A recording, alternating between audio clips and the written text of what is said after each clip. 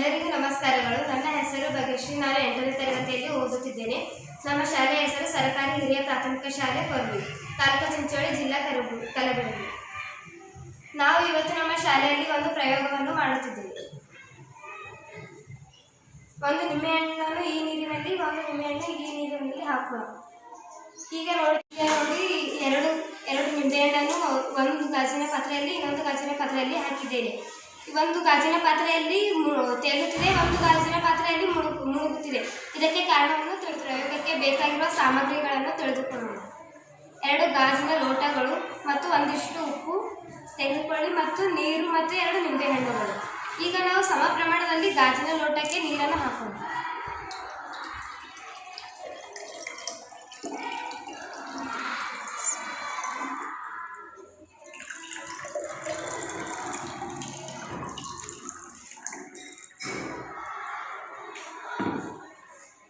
ಈಗ ಒಂದು ಗಾಜಿಗೆ ಸ್ವಲ್ಪ ಉಪ್ಪನ್ನು ಬೆರೆಸೋಣ.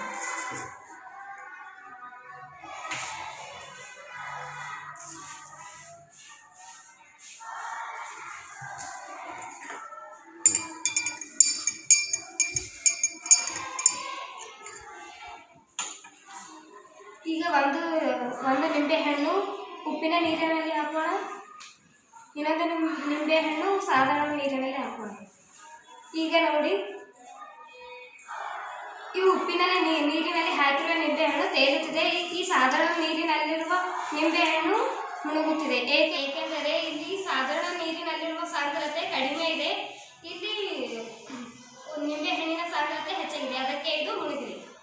ಈ ಉಪ್ಪಿನ ನೀರು ಸಾಂದ್ರತೆ ಹೆಚ್ಚಾಗಿದೆ, ನಿಂಬೆಹಣ್ಣಿನ ಸಾಂದ್ರತೆ ಕಡಿಮೆ ಇದೆ, ಅದಕ್ಕೆ ಇದು ತೇಲಿದೆ. ಧನ್ಯವಾದಗಳು.